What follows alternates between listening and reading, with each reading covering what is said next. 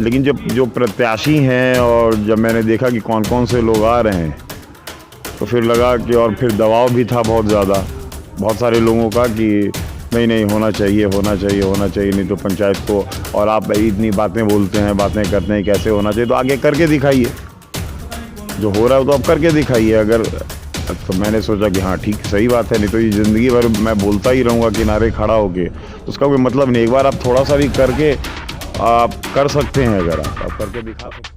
पहले भी हमारे एक भूतपूर्व प्रधानमंत्री राजीव गांधी जी कह चुके थे कि 1 रुपये में यहाँ से भेजता हूँ, 85 पैसे रास्ते में रह जाता है, 15 पैसे जनता तक पहुँचता है। अब ये स्थिति है कि प्रखंड के स्तर तक तो आता है पैसा, लेकिन फिर उसका लाभ नीचे जिस ढंग से मिलना चाहिए वो नहीं मिल पाता है।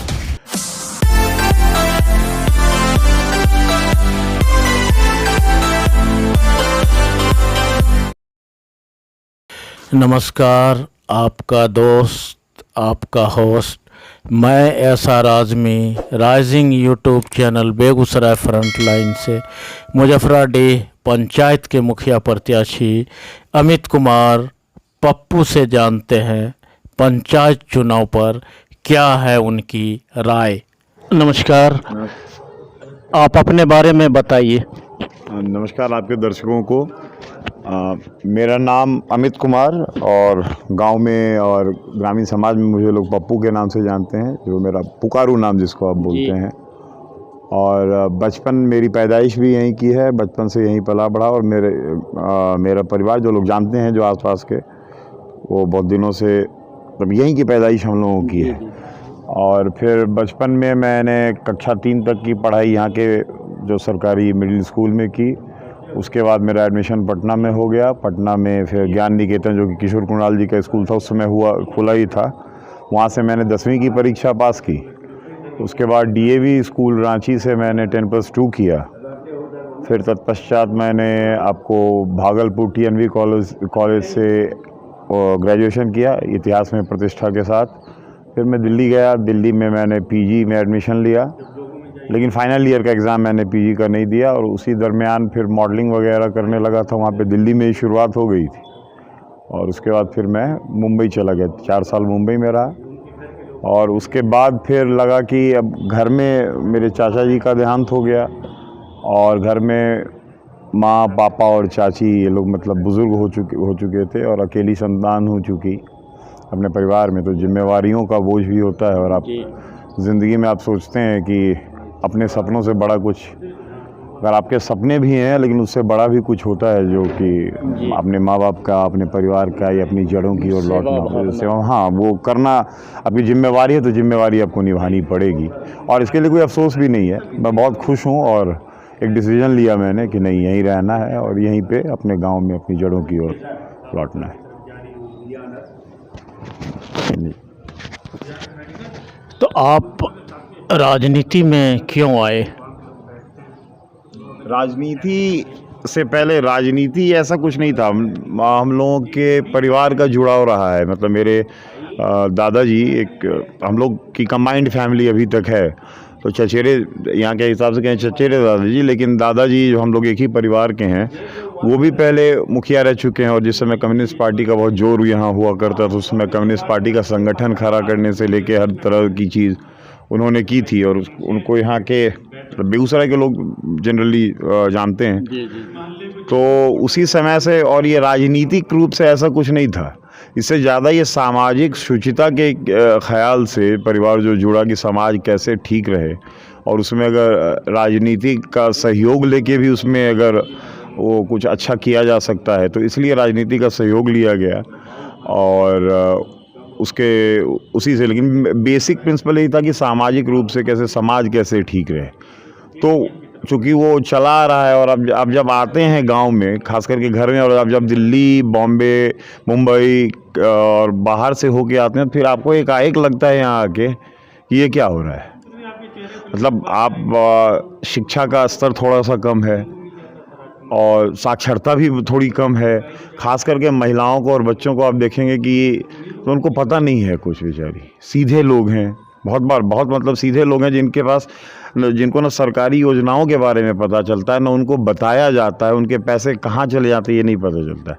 तो ये जो ग्राम प्रधानी मुखिया का पद था, मैं शुरुआत में बहुत हिचकिचा रहा था, मेरा मतलब मन नहीं होता, क्योंकि जनरली क्योंकि इतना ज़्यादा लोकल चुनाव है कि बहुत चाह के भी आप उस खटास से बहुत बार नहीं बचे रह सकते हैं।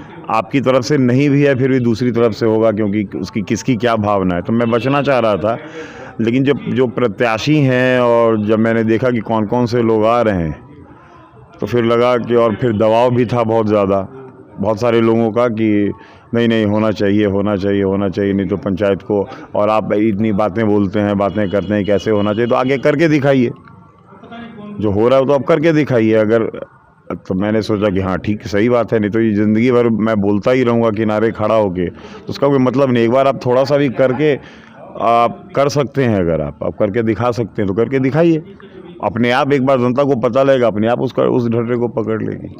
यही उद्देश्य था, और राजनीति एज सच ऐसा उद्देश्य नहीं है, लेकिन हाँ समाज ठीक रहे, और जो मूलभूत सुविधाएं जो केंद्र और राज्य सरकार की योजनाएं आती हैं उनका पूरा लाभ मिले जनता को, और जो उनका हक है, जो उनके लिए आता है, जिसको बीच में लोग खा जाते हैं, ये प्रखंड जो कि या पंचायत भवन ये जो दलालों का अड्डा हो गया है, उससे कैसे मुक्ति मिलेगी।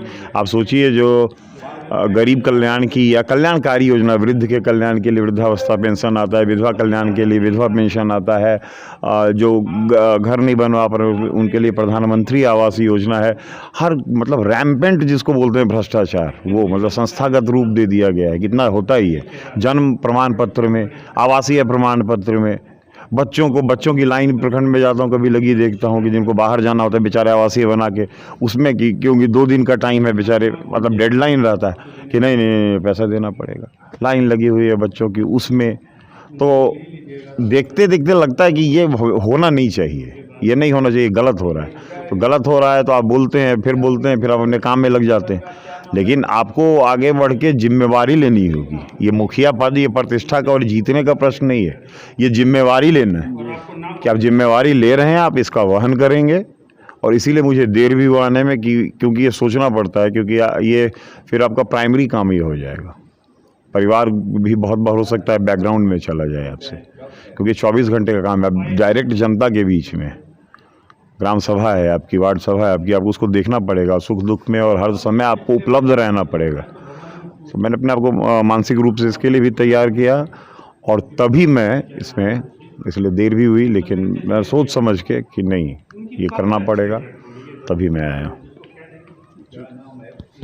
आपके क्षेत्र की सबसे बड़ी प्रमुख समस्या क्या है? देखिए, पहले भी हमारे एक भूतपूर्व प्रधानमंत्री राजीव गांधी जी कह चुके थे कि 1 रुपये में यहाँ से भेजता हूँ, 85 पैसे रास्ते में रह जाता है, 15 पैसे जनता तक पहुँचता है। अभी ये स्थिति है कि प्रखंड के स्तर तक तो आता है पैसा, लेकिन फिर उसका लाभ नीचे जिस ढंग से मिलना चाहिए वो नहीं मिल पाता है। बेसिक ग्राम स्वराज का मतलब क्या है, जो गांधी जी की संकल्पना थी, या सरकारें इसके लिए लगातार प्रयासरत रही हैं कि हमसे नहीं, आप टैक्स देते हैं सरकार को, सरकार आपको पैसा देती है, वो नीचे चाहती है कि सबसे निचले स्तर पे, पंचायत के स्तर पे चला जाए। जो ग्राम स्वराज की जो संकल्पना की गई थी कि हाँ खुद से गांधी जी का, और जनरली जो देखा गया कि लोकल सेल्फ गवर्नमेंट जिसको आप बोलते हैं, तो उसमें ये है कि आपको बताया, आपसे ज़्यादा आपकी समस्या के बारे में और कौन जान सकता है। मेरा सिर्फ इतना समझना है कि आप पार्लियामेंट देश की है, गांव की पार्लियामेंट ग्राम सभा है, ये विधानसभा राज्य की है, और गांव में विधानसभा वार्ड सभा है। आप 200-300 लोग या 600 लोग, 400-500 लोग, आप उनको बैठाइए, आप उनसे बात कीजिए कि भाई हमारी समस्याएं क्या क्या हैं, उस पर काम क्या है। वार्ड सदस्य का काम है देखरेख करना, वार्ड जो भी है, मुखिया का काम है देखरेख करना, ग्राम सभा की मीटिंग सुचारू रूप से हो रही है, नई योजनाएं सही ढंग से कार्यान्वित की जा रही हैं नहीं। आप उनसे बैठ के पूछ लीजिए कि भाई इतना पैसा आया है इस मद में, ये है, क्या क्या हमारी भी समस्याएं हैं। 10 समस्या है भाई, पैसा 3 समस्याओं का के समाधान का है, पहले कौन सी 3 की जाए। अगर एकमत हो गया तो बहुत अच्छा है, नहीं होता तो बहुमत से काम होता है लोकतंत्र में। आप बहुमत, आप हाथ उठवा के सामने ले लीजिए, प्रत्यक्ष लोकतंत्र यही तो है। जी। यही तो सरकार की कल्पना है, या गांधी जी ने भी कल्पना की थी कि खुद से ही हम अपना विकास कर लेंगे। सरकार को हम विभिन्न मदों में टैक्स देते हैं, वही पैसा तो सरकार हमारे विकास के लिए हमको दे रही है। जो लोग जिनके पास थोड़ा सा ज़्यादा पैसा है, जो दे सकते हैं, उनसे टैक्स लेके जो कि और समाज के अंतिम पायदान तक जो व्यक्ति है उस तक कैसे पहुँचे, कि यहाँ हो ही अलग रहा है। योजनाओं का लोगों को पता नहीं लगने दिया जाता है। वार्ड सभाएं होती नहीं है, ग्राम सभा होती नहीं है, वहीं पे कागज़ पे ही योजना, वहीं पे कागज़ पे ही ग्राम सभा हो जाती है। आप गए किसी और काम के लिए, आपसे बोला अच्छा ये काम हो जाएगा, एक अंगूठा यहाँ लगा दीजिए तो ज़रा। आप ऑफिस में ही बैठे बैठे कहीं पे वो सबका दस्तखत, आपको नाम पता है, आप दस्तखत कर देते हैं, वार्ड सभा हो गई, योजना अपने हिसाब से बना लिया आपने। जितनी सारी योजनाएं, योजना तो आपको बनाना है अपने हिसाब से, उसमें फंड आता है, उसमें कीजिए, आप लोगों से पूछ के कीजिए, उसका प्रकाशन कर दीजिए। ये एस्टीमेट है, आपके मशरफ का ज़्यादा है, आपके मशरफ की वो चीज़, तो आप उस पर ज़्यादा ध्यान देंगे। एक सड़क है, मान लीजिए वहाँ से यहाँ तक ये सड़क आ रही है, जिससे सबसे ज़्यादा बेनिफिट मुझे होगा, उसका एस्टीमेट मैं जानता हूँ, मैं उसकी पर्सनल निगरानी करूँगा। तो ये आप होने नहीं देते। और एक अलग किस्म का सामान तो आज चला रखा है लोगों ने, तो मुखिया जी, अरे बाप रे, अरे बाप रे, मुखिया जी यहाँ मुखिया जी हैं, प्रखंड में जाते हो मुखिया जी बिल्ली बन जाते हैं। वीडियो के सामने आप देखिए, आप इनकी स्थिति जाके देखिए, कुछ मुखियाओं को छोड़ के, मैं अपने पंचायत की बात कर रहा हूँ।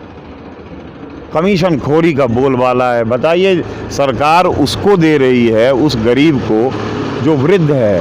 400 रुपये से आजकल क्या होता है, मतलब होता होगा, पैसा दिया जा रहा है कि दवाई कम से कम बेचारा अपनी खरीद ले, दवाई इसके बिना ना हो। अन्न हम दे ही रहे हैं 2 रुपये में, 400 रुपये दवाई के लिए इसको एक्स्ट्रा, उसमें पैसे मांगे जा रहे हैं। सरकार की घोषित लक्ष्य है सरकार का कि 2022 से 24 तक सबको पक्का मकान हमें देना है। उसके लिए अलग लिस्ट के लिए बताएगा कि एक नया लिस्ट बनाइए, उसमें सबका नाम जोड़ दीजिए जिसके पास पक्का मकान नहीं है। उस लिस्ट में नाम जुड़वाने के लिए 500,000 रुपये मांगे जा रहे हैं। आपको कोई भी व्यक्ति बता देगा। अब तो यहीं के हैं, अब आपको पता हो कि शौचालय के नाम पे जो बंदर मार जो की गई है लोगों से, 2-2 हज़ार रुपये, 4-4 हज़ार रुपये जो लिया गया है, इसके लिए कौन जिम्मेवार है? एक अशिक्षित आदमी बेचारे को पता ही नहीं है कुछ। तो मेरा काम, जनप्रतिनिधि का काम है बताना। जनप्रतिनिधि चुना ही इसलिए गया है कि जो प्रशासनिक मशीनरी है उस पर अंकुश रख सके, जनता की समस्याओं को लेके जा सके। ये नहीं कि जाके उस प्रशासनिक अमले के चरणों में जाकर बैठ जाए, उसे कमीशन की सेटिंग करे वो। तो अगर और ये नहीं हो पा रहा है तो ये कोफ्त होती है फिर। क्योंकि आप मैं मुंबई में रहा तो मैंने वहाँ देखा है कि वहाँ होता है, कोऑपरेटिव काम करती है। को पता हुआ कि महाराष्ट्र की जो सहकारी संस्थाएं अच्छा काम करती हैं, वहाँ के बैंक अच्छा काम करते हैं। ग्राम पंचायतों में ऐसे ही होता है, यही संकल्पना की गई थी, यही होना चाहिए। आपने देखा होगा अभी 10-10, 14-14, 10 आपके हमारी पंचायत में वार्ड नंबर 10 वार्ड सदस्य में खड़े हैं। कहाँ से कैसे होगा? जहाँ 300 वोटों से 10, क्यों इतनी भीड़ है? क्योंकि आपको लूट खसोट करना है। आपको पता है कि कैसे होता है, बस एक बार जीत गए सेवा करने के लिए नहीं, सेवा अब मैं तो जनता से को ये भी बोलता हूँ कि सेवा नहीं, सेवा करने वाला नहीं चाहिए। सेवा करने वाले बहुत हैं, काम करने वाला चाहिए। आपको काम पता है? आप क्या काम करवाएंगे आप बताइए? मेरे कंधे से कनपट्टी पे किसी ने गोली थोड़ी लगाई है कि तुम खड़ा हो जाओ। मुझे लगता है कि मुझे होना चाहिए, मैं वोट मांगता हूँ, मैं अपना कार्यक्रम लेके आपके पास जाता हूँ और आपको अच्छा लगता है मेरा कार्यक्रम तो आप मुझे वोट दीजिए। हाँ, मैं उस पर खरा नहीं उतरता हूँ, आप मुझे पकड़ सकते हैं, हमेशा आपके बीच में उपलब्ध हूँ। यही होना चाहिए। सेवा क्या करेंगे आप? मेरा सर थोड़ी ना दबाएंगे, या मैं आपकी सेवा करूंगा, आपका सर थोड़ी ना दबाने होंगे। लेकिन आपका काम जो है, जो प्रखंड में जो किसी कारणवश आपको बहुत सारी योजनाओं का आप व्यस्त रहते होंगे, लेकिन बहुत सारी ऐसी योजना जिसका पता ही नहीं चला, हाँ, वो पता कैसे होगा? मैं मुजफ्फराबाद भी जाता हूँ, वहाँ पे बहुत सारे लोग हैं, बड़ा बड़ा परिवार है, खास करके यही वार्ड नंबर 11 में, वहाँ पे भी मैंने देखा है स्थिति नारकीय बना के रखी हुई है। बेचारा बोल रहा है, रट रहा है, एक सड़क यहाँ से यहाँ तक बना दी गई, फिर छोड़ दी गई, फिर वहाँ से वहाँ बना दी गई, कोई पूछने वाला ही नहीं। आप युवा हैं, युवा और महिलाओं के लिए आपकी सोच क्या? युवाओं को तो सबसे पहले, युवा से भी ज़्यादा जो बचपन है, वो बच्चे हैं। तो अगर यहाँ पे आप देखते होंगे हमारे यहाँ 3 स्कूल हैं। मुखिया की वो डायरेक्ट मतलब क्षेत्राधिकार में नहीं आता है, लेकिन एक जनप्रतिनिधि होने के नाते वो देख सकता है कि स्कूल में पढ़ाई हो रही है क्या, अगर हो रही है तो कैसी पढ़ाई हो रही है, क्या हो रही है, तो उसके लिए भी मुखिया का शिक्षित होना ज़रूरी है। जो खुद ही नहीं शिक्षित हो जाके क्या पूछेगा, क्या विकसित करेगा। हाँ वो क्या पूछेगा कि जाके कि बच्चों से ही क्या पूछेगा या शिक्षक से ही क्या बात करेगा। वो तो या तो जाके धमका देगा शिक्षक को। जी जी। पोषाहार की जो योजना है वो सही मिल रही है कि नहीं, और अगर मिलने में कोई परेशानी है तो क्यों दिक्कत आ रही है, तो उसको लेके फिर बीआरसी तक जा सकता है क्या वो मुखिया। आपको ऐसा चुनना है कि जो बीआरसी जाए, प्रखंड जाए, प्रखंड स्तर पे भी अगर काम नहीं हो तो डीएम से मिलने की उसमें कैपेबिलिटी, इतना समय देगा ये देके और ये सोच के ही। एक तो युवाओं के लिए हुआ, और फिर खेल कूद की एक संस्कृति विकसित करनी होगी हम लोगों को। ये जो आप देखते होंगे बहुत सारे युवा मोटरसाइकिल लेके पता नहीं कहाँ घूमते टहलते रहते हैं, वो देखता हूँ खेल कूद की एक संस्कृति विकसित की जाए, मिल के होगा तभी हो पाएगा वो है। और महिलाओं के लिए आपने देखा होगा बहुत जगह, खास करके यहाँ से आगे सेल्फ हेल्प ग्रुप, जीविका ग्राम संगठन वगैरह जो चलाया गया है, उसमें पारदर्शिता के साथ चलाया जा सकता है क्या, कैसे हो सकता है महिलाओं का खास करके, क्योंकि उनके पास होता क्या है कि, और इस समय पे जब ये आपको चातुर्मास का वक्त होता है और जाड़े का वक्त होता है, कि घर में बैठे ही जो उनके पास 5-6 घंटे का समय जो बचता है जिसमें तो उस समय वो कुछ कर सकती हैं सब प्रोडक्टिव, जिससे कि उनकी कुछ आय भी हो जाए और कुछ ढंग का काम भी हो सके। ये अगर हो सकता है तो उसको, उसके लिए जीविका ग्राम संगठन या जो भी है, या जीविका दीदी, अभी जो आपने देखा होगा कि जो जीविका दीदियों ने जो सरकार की तरफ से जो मास्क बांटा गया उसमें काम किया, तो मेरे गांव में ऐसा क्यों नहीं हो सकता, मेरी पंचायत में भी तो ऐसा होना चाहिए। इतनी सारी महिलाएं हैं, करीब करीब 50% महिलाएं हैं, 7-7.5 हज़ार वोटर हैं, तो अगर आप जो वयस्क आबादी है तो करीब रखिए आप 4,000 के आसपास महिलाएं हैं, 3.5 से 4,000। उनके बारे में कौन सोचेगा, वो बेचारी निकल भी नहीं पाती, बहुत बार अपने काम में ही व्यस्त रहती हैं, तो उसको हम लोग जोड़ पाएंगे क्या। इसके लिए बात अगर सीधा डायरेक्ट पंचायत स्तर पे नहीं हो सकता है, तो जो वो उस दायरा से जो विभाग है उसमें जाके बात करना, कैसे मेरे यहाँ भी आइए कीजिए, तो जिसको पता होगा वही तो करेगा, या सड़कें या ये पीसीसी की ढलाई करेगा और कमीशन खाएगा। अब किसी से भी पूछ लिए कि पीसीसी की ढलाई में कितना % पैसा लगता है, कितना % पैसा कमीशन मिलेगा, सबको पता, आपको पता होगा, सबको पता है। आप जनता को बता दीजिए, प्रकाशन कर दीजिए, एस्टीमेट का खुद बनवा लेगी, यही तो करना है। सो गया, चाहिएगा तो बहुत मुश्किल नहीं है। आप इस क्षेत्र के जाने माने परिवार से आते हैं, आपके परिवार से 2 मुखिया बन चुके हैं, एमएलसी बन चुके हैं, प्रोफेसर है, तो आप उनके नाम पर वोट मांगेंगे कि आप युवा हैं, अपने युवा के तौर पर समझाकर। ये दोनों चीज़ है, एक तो होता है कि आपको जो प्रारंभिक संस्कार मिलते हैं वो परिवार से ही मिलते हैं, वो जो लीनिएज होता है कि इस परिवार का इस क्षेत्र के, इस समाज के विकास में या कुछ अच्छा करने में कुछ योगदान रहा है कि नहीं रहा है। जनता तो ये भी सोचेगी आप किस परिवार से। सिर्फ मेरा कभी नहीं मानना है कि सिर्फ पैसे से या बड़ी बड़ी जगहों पे पोस्टिंग पे होने से, कोई बड़ी पोस्ट पे होने से कोई बहुत बड़ा आदमी बनता है। नहीं तो आज मुकेश अंबानी सबसे बड़े आदमी कहलाते हैं, सबसे महान व्यक्ति कहला रहे होते इंडिया के, लेकिन ऐसा नहीं है। तो एक तो ये होता है कि आपकी परिवार की लीनिएज क्या है, तो इससे लोगों को विश्वास बढ़ता है कि नहीं उस परिवार का लड़का है तो कुछ अच्छे संस्कार मिले होंगे, इस हाँ तो अच्छे संस्कार मिले होंगे। जनरली जो उस परिवार से कौन कौन से लोग निकले हैं जो समाज में जुड़े या कहीं भी जुड़े, या समाज में वो कैसे बात करते हैं, बहुत ज़्यादा वो काम नहीं भी कर पाए होते, लेकिन बातचीत करने में छोटी छोटी बातें, आप बुज़ुर्गों से कैसे बात करते हैं, आप बच्चों से कैसे बात करते हैं, ये तो इसमें तो कोई पैसा नहीं लगता है, वो तो संस्कार से ही आएगा, जो आपको सिखाया गया है, जो संस्कृति जो आपने देखा है, जो आपने सीखी है। एक तो ये होता है परिवार का, ये होता है, और पहले शिक्षक माता पिता और परिवार, वहाँ से जो आपको शिक्षा मिली, तो लोग परिवार को तो देखते ही हैं। लेकिन जैसे पिछले मैं 8-9 साल से गांव में लगातार रहता हूँ, ये लोग कुछ बोल सकते हैं कि बहुत ज़्यादा सोशली बहुत ज़्यादा एक्टिव नहीं, लेकिन मुझे खबर रहती है कि क्या हो रहा है, और जनरली बहुत सारे लोगों से मिलना जुलना, खेत पे जाने में, गाँव में, हर जगह होता है, सामाजिक कार्यों में भी। आप जनता से रूबरू हो रहे हैं अभी? हाँ बिल्कुल बिल्कुल।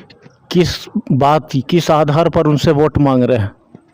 मेरा प्रारंभिक, मैं आपको जैसे पहले ही बताया, प्राथमिक मुद्दा ही भ्रष्टाचार है, क्योंकि ये जो पंचायत होता है मतलब भ्रष्टाचार की जननी और गंगोत्री शुरू उद्गम यहीं से है। जी आप शुरुआत मतलब यहीं से आपको आदत लगाई जाती है। वो अफीम का जो नशा नहीं होता जैसे धीरे धीरे देते हैं थोड़ा थोड़ा थोड़ा थोड़ा बढ़ते बढ़ते वो होता है, यहीं आपको भ्रष्टाचार की आदत डाली जाती है कि अरे, और जो बेचारा पढ़ा लिखा नहीं है, जो शिक्षित नहीं है, जो छोटी छोटी ज़रूरतें हैं जिसकी, उसको आप अभी बता दें कि बिना टेबल पे काम दिए हुए, ये पैसा दिए हुए काम नहीं होता, आप उसको ये समझाते हैं। तो ये मैं इसके अलावा अपना कर्तव्य भी समझता हूँ कि ये करना चाहिए। कुछ समाज को आप बोलते हैं कि खास सिर्फ कि अच्छा होना चाहिए, तो अच्छा होगा कैसे? नहीं हो रहा है। 20 साल से आज पंचायती राज चल रहा है, लेकिन जो होना चाहिए था वो यहाँ पे कम से कम डी पंचायत में नहीं हो रहा है, तो कैसे होगा? तो आपको अगर आइडिया है तो आप आइए कीजिए। तो मुझे लगता है कि मैं कर सकता हूँ, तो मैं आया हूँ। परिवार का तो है ही, और मैं युवा हूँ, मुझे लगता है कि मुझे उतनी समझ है। हाँ, मैंने बस अपने आप से खाली आंख बंद करके मुझे क्या मैं उतना 5 साल, क्योंकि ये अगर 20 दिन की ये बात नहीं है, अगर आप जनता ने अगर आपको चुन लिया तो फिर 5 साल आपका प्राइमरी काम मतलब प्राथमिक काम ही यही हो जाएगा। मैंने परिवार से भी अपने परिवार से भी पूछा, सबको बताया, सबों ने बोला कि नहीं ठीक है करो। सबके आशीर्वाद से फिर यहाँ पे हूँ। आप अपनी जीत के लिए कितना प्रतिशत आश्वस्त हैं? देखिए, ये तो भविष्य के गर्भ में है, और मैं थोड़ा गॉड फियरिंग आदमी हूँ, तो ईश्वर जो चाहेंगे होगा यही। कर्म में मेरे तरफ से 1% की भी कमी नहीं रहेगी, और मुझे पूरा पता है, और मैं अभी भी मानता हूँ कि 90% जनता को पता है, और इसमें बहुत ज़्यादा डिसीजन लेने का सोचना नहीं है। इसमें ऐसा थोड़ी है कि विधानसभा या लोकसभा के कैंडिडेट हैं जो आपके गांव के नहीं हैं, किसी और गांव से आए हैं, किसी और शहर से आए हैं, जिनके बारे में बताना पड़ेगा कि अरे बहुत अच्छे आदमी हैं, फलना आदमी। वो देख रहे हैं सबका, मतदाता का मन भी बना हुआ है। करीब करीब 5-10% जो स्विंग वाले होंगे, जिनके मन में और भी कुछ चल रहा होगा कि कहाँ करें क्या करें, लेकिन मैं 110% आश्वस्त हूँ इस बात को लेकर, क्योंकि उनको पता है कि कौन सा कैंडिडेट कैसा है, किसकी क्या छवि है आपको यहाँ पे समाज के अंदर, वो क्या करता रहा है, कैसे बोलता है, किन मुद्दों में शामिल होता है, क्या करवाता है, कौन से लोग उसके साथ रहते हैं, वो किसके साथ रहता है, किन मुद्दों पे क्या बोलता है, सारी चीज़ें काउंट करती हैं। और ये सिर्फ आज का ही थोड़े कि मैं 5 दिन में ठग के चला जाऊँगा। मेरा पर्सनल इतिहास इस गांव में कम से कम लगातार मतलब 10 साल से मैं रह रहा हूँ, और तो मुझसे पहले से रह रहे हैं। कुछ तो दूसरी बार, कुछ तीसरी बार इलेक्शन लड़ रहे हैं इसी सेम मुखिया के लिए। तो वही है, और जनता का मन बना हुआ है। मुझे ही पता, मुझे क्षेत्र में घूमते हुए लगता है कि मन बना हुआ है करीब करीब, और इसको लेके मैं बहुत ज़्यादा आश्वस्त हूँ। इसमें कोई शंका ही नहीं है मेरे मन में। इस बार का पंचायत चुनाव विकास का मुद्दा होगा या जातिगत? देखिए, जातिगत फैक्टर तो मुझे नहीं लगता बहुत ज़्यादा आने वाला है। वो लोकसभा विधानसभा में थोड़ा काम करता है, लेकिन यहाँ पे एकदम होने वाला नहीं है। और क्योंकि लोगों को भी समझ में आ रहा है कि किसको दे के वोट बर्बाद नहीं करना है, क्योंकि अगर जाति के नाम पे ही करेंगे तब तो मुझे लगता है कि और 25 कैंडिडेट हो सकते थे, और जातिगत मुद्दा तो यहाँ बनेगा ही नहीं, क्योंकि हम लोग एक समाज के रूप में खास करके डी पर और मुजफ्फरा में बहुत ज़्यादा आपसी संभाव और लेन देन और छोटे मोटे कामों में आना जाना ये रहा है। तो ऐसा मुझे नहीं लगता कि जाति की बहुत ज़्यादा यहाँ पे दीवार या दरार है लोगों के बीच में। तो लोग अभी भी यहाँ पे उनको बताना पड़ रहा है, लेकिन लोगों को समझ में आ रहा है कि नहीं नहीं नहीं, आदमी अच्छा होना चाहिए, कैंडिडेट अच्छा होना चाहिए। और जाति यहाँ पे मुझे लगता है गौण ही जाति कोई मुद्दा ही नहीं रहेगी जाति। और पहले भी हम लोग के यहाँ जाति मुद्दा बहुत ज़्यादा नहीं रही है किसी भी चुनाव में, लेकिन हाँ बाहर वाले कैंडिडेट्स आते हैं तो उसमें थोड़ा सा हो जाता है। मतलब एमएलए मैं बोल रहा हूँ लोकसभा विधानसभा, इसमें तो लोकल चुनाव में जो ग्राम पंचायत का चुनाव है इसमें जाति कोई मुद्दा ही नहीं रहती है, कभी नहीं रहती है। विकास का मुद्दा, भ्रष्टाचार बहुत बड़ा मुद्दा रहने वाला है फिर इस बार, क्योंकि लोगों को समझने ही नहीं दिया जा रहा है और लोग परेशान हो रहे हैं।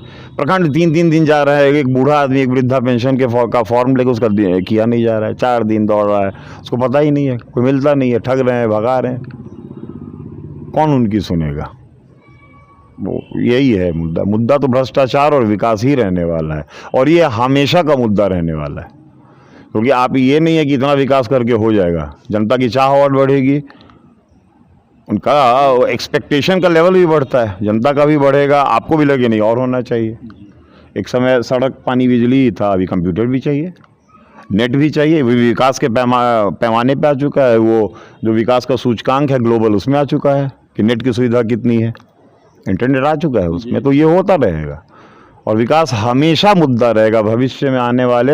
हाँ, विकास के पैमाने बदल सकते हैं, लेकिन विकास हमेशा मुद्दा रहेगा। जी। अगर आप चुनाव जीत जाते हैं तो प्रमुखता के तौर पर सबसे पहला काम आप कौन सा करेंगे? पहला काम, मेरा पहला काम, और ये मैं लोगों को ही बताऊँ, पहला काम कि जनता का एक भी पैसा किसी काम में, सरकारी काम में लगना बंद होगा।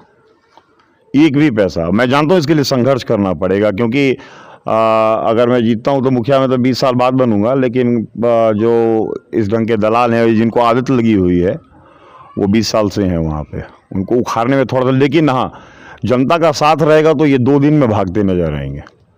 आपको मुझे सिर्फ जागरूक करना है, कौन मांग रहा है, चलो उसके पास चलते हैं। किस बात का? एक पैसा नहीं, एक पैसा नहीं लगना चाहिए और ना मैं लगने दूंगा, ये गारंटी है। एक पैसा नहीं, किसी भी कीमत पे नहीं। आपको जो जन कल्याण की योजनाएं हैं उसके लिए किसी भी कीमत पे नहीं। और दूसरी बात, पूरी पारदर्शिता के साथ काम। वार्ड सभाएं नियमित होनी चाहिए।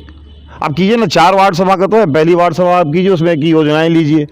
दूसरी वार्ड सभा आप कीजिए, उसमें बताए कि योजना में क्या प्रगति हुई है, यहाँ तक इतना काम हुआ है, फला फला और बजट आया, ये और योजना कर लेते हैं। अब जनता के हाथ में उसका अधिकार दे दीजिए, आप सिर्फ देख रेख कीजिए। अब आदत तो लगाने का सोचिए कि आदत तो लगाइए उनको, वो खुद कर लेते हैं अपना। बहुत होशियार लोग अपना परिवार चला रहे हैं या नहीं, वही वार्ड में समाज चलाना है उनको, यही तो करना है।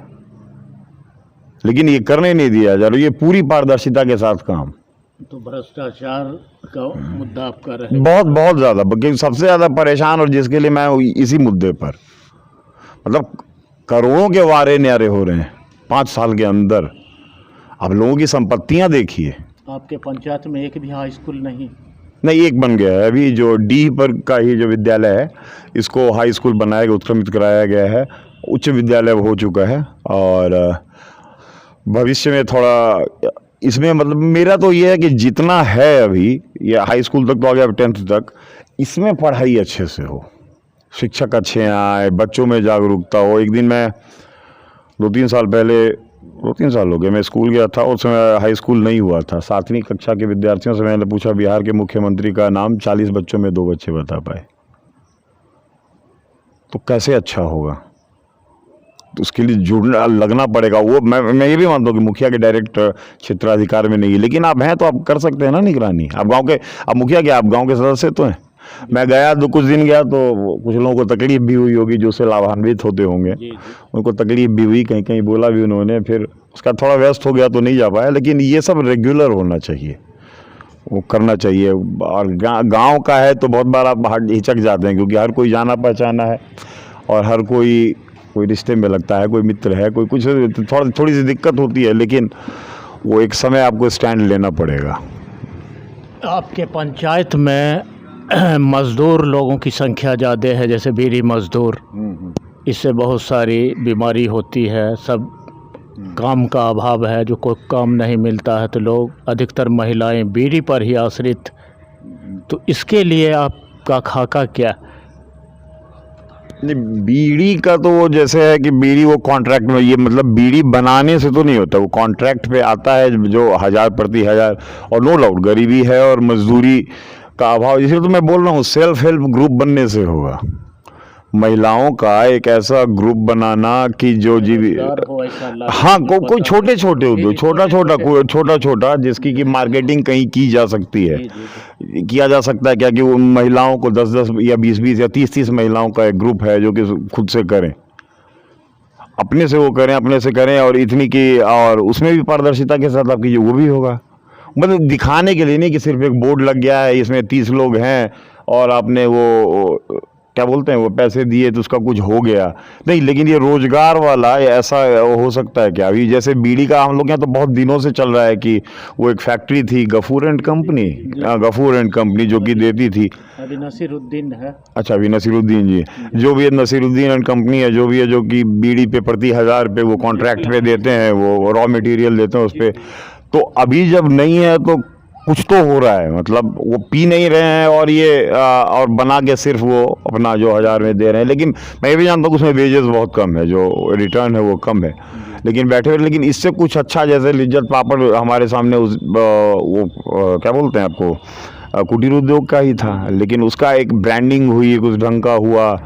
तो ऐसे सेल्फ हेल्प ग्रुप अगर हम बना पाएँ, अचार की भी ब्रांडिंग हो सकती आचार की भी जो भी चीज़ है सेल्फ हो हेल्प, गया। हाँ कोई भी छोटा वो वही वाले कप कार्ड, हाँ चाय वाले कप, उस ढंग का जो छोटा छोटा करके उसमें थोड़ा सा कोऑर्डिनेशन बिठाना पड़ेगा। और ये भी मैं जानता हूँ वो भी मुखिया के डायरेक्ट क्षेत्राधिकार में नहीं आता है, लेकिन अगर एक आदमी चाहे तो, लेकिन हाँ इंस्पायर तो कर सकता है, बात तो हो सकती है, हाँ बात तो हो सकती है। किसानों की जैसे समस्या है, हर कोई बोलता है कि इससे चावल गेहूं से क्या होता है, अरे मक्का से क्या होता है, तो नहीं होता तो किस खेती से होगा? वो मोहनपुर बेल्ट आप देख लीजिए, गन्ना बेल्ट था, अभी पपीते की खेती होती है, एक सड़क बनने से कितना विकास हुआ है। आपका लोग ड्रैगन फ्रूट की खेती कर रहे हैं, आपको कहीं पे वही पपीते की खेती कर रहे हैं, शिमला मिर्च का। लेकिन हम लोग एक कर सकते हैं कि एफपीओ बनाने के लिए जो सरकार का बहुत जोर है कि आप फार्मर प्रोड्यूसर्स क्या बोलते हैं ऑर्गेनाइजेशन बनाइए, वो कंपनी का दर्जा उसको दिया जाएगा, उसको अच्छा बीज सब दिया जाएगा, और आप एक साथ मिलके आप किसी कंपनी के साथ आप एग्रीमेंट कर लीजिए पहले ही, और उसके साथ तो उसके वो तो मेरे एजेंडा में ये इस चुनाव का रिजल्ट जो भी हो वो मेरे एजेंडा में है कि थोड़ा मैं भी व्यस्त रहा था, पारिवारिक उलझनों में फंसा हुआ था इसलिए। नहीं तो हम लोग अभी करते कि एफपीओ एक, मैं पूरे प्रखंड का, बीरपुर प्रखंड का, कि हम लोग मैं और मेरे चाचा जी, हम दोनों में बात भी होती है कि बनाया जाए कि हम लोग की मिट्टी किस चीज़ के लिए उपयुक्त है और उसका मार्केट बाहर में है कि नहीं, बाहर मतलब इंडिया में कहीं भी। तो उसके लिए अगर हम लोग, तो कोई भी व्यापारी कब आएगा? आप तो जानते हैं जोत का रकबा छोटा होता जा रहा है, तो 5 कट्ठा या 1 बीघा, 1 एकड़ या 2 एकड़ के लिए तो कोई व्यापारी आएगा नहीं। तो 200 एकड़ 300 एकड़ का अगर रकबा होता है और जिसमें 1 ट्रक माल भी एक बार में हम भेज पाएँ, तो ये एजेंडा में ये मेरे है किसानों के लिए खास करके। अगर शुरू में 10 ही किसान हो कोई भी दिक्कत नहीं, लेकिन जैसे जैसे देखेंगे धीरे धीरे जुड़ते जाएंगे। वो तो है, मुझे वो करना है, वो इसका इलेक्शन का रिजल्ट जो भी हो, और एक महिलाओं के लिए भी जो हो वो, मैं वो सेल्फ हेल्प ग्रुप का, मैं वो दोनों मेरे एजेंडा में वो भी है। और कुछ बताना चाहेंगे जो मैं नहीं जानता हूं और इस क्षेत्र के लिए आपको मालूम है? 2-3 मुद्दे तो हो ही गया, और इसके अतिरिक्त है कि बहुत सारे विभाग हैं और सबका मतलब प्रखंड के जितने भी विभाग हैं उनका जुड़ाव आपको गांव से ही है। स्वास्थ्य विभाग के लोग कितनी बार आते हैं, अभी जो बारिश हुई है, जो गड्ढों में पानी भरा हुआ है, छिड़काव करने आते हैं या नहीं, सरकार की तरफ से अगर व्यवस्था है तो हो रहा है या नहीं, ये पता करना, छोटे ध्यान देने वाली चीज़ें हैं। उसमें हो गया कृषि समन्वयक जो प्रखंड का है वो आता है या नहीं, वो क्या करता है, यहाँ पर आके बताता है या नहीं, किसानों के साथ मीटिंग होती है या नहीं, रेगुलर मीटिंग होती है नहीं, पेस्टिसाइड्स का इस्तेमाल हो रहा है बहुत ज़्यादा, तो उसके जगह पे जो ऑर्गेनिक पेस्टिसाइड का वो कर सकते हैं कि नहीं। तो एक के बाद एक चीज़ें होंगी, लेकिन मुझे लगता है कि होगा। आप एक चीज़ में अगर आप में थोड़ा सा जनता का विश्वास हो गया ना, कुछ दिन में आप जैसे भ्रष्टाचार जो कि मैं बोल रहा हूँ मेरा पहला लक्ष्य, अगर उसको रोक पाया मैं, तो अपने आप जनता का विश्वास बढ़ने लगेगा। फिर अपने आप वो आपको लगता है कि नहीं आदमी ठीक है, हाँ बात ठीक कह रहा है और नीयत इसकी साफ़ है, वो ये ठीक बात कर रहा है, ये होगा। तो यही है कि आप एक चीज़ करके जो लगता है कि जो सबसे ज़्यादा जिससे जनता त्रस्त है, अगर आप उसको पहले बंद कर दें तो उसमें कुछ सुधार अगर आप ला पाते हैं तो बाकी आगे वो खुद ब खुद आपको सराखों पे बिठा के चलेगी। इस चैनल के माध्यम से आप जनता से क्या अपील करना चाहेंगे? जनता से मैं यही कहना चाहता हूँ कि आप अपने आप देखिए, सब आपके बीच के ही लोग हैं। कल से परसों तक प्रत्याशियों की लिस्ट आपके सामने आ जाएगी, उनका चुनाव चिन्ह भी आ जाएगा। सबको आप 10 साल 15 साल 20 साल बचपन से जानते हैं और कसौटी आप ही के पास है। कोई आपसे अनजाना नहीं है। आप सिर्फ ये देखिए, नहीं समझ में आता है, आंख बंद कीजिए और सोचिए कि उन्होंने पिछले 5 साल 10 साल में किया क्या है। आपके साथ ही नहीं, जनरली समाज में उनका क्या योगदान रहा है, उन्होंने क्या किया है, नहीं किया है, किसी झगड़े में उनकी भूमिका क्या रही, जो आपसी झगड़े होते हैं गांव में, या किसी भी चीज़ को सुलझाने में इस ढंग से उनका क्या रहा है। तो वो सोच के दीजिए और बिना हिचक के मतदान कीजिएगा, बिना किसी भय के। और एक मेरा मतलब करबद्ध मेरी प्रार्थना है कि अपने मत को बिकने मत दीजिएगा। आप सोचिए, जो कि 500 रुपये, 200 रुपये, 1000 रुपये में आज आपको देने आ रहा है, आपका मत खरीदने आ रहा है, वो कल अगर बन गया तो आप उससे सवाल पूछने का हक तो खो ही रहे हैं। आज जैसे ही आपने पैसा पकड़ा, आपने सवाल पूछने का हक खो दिया।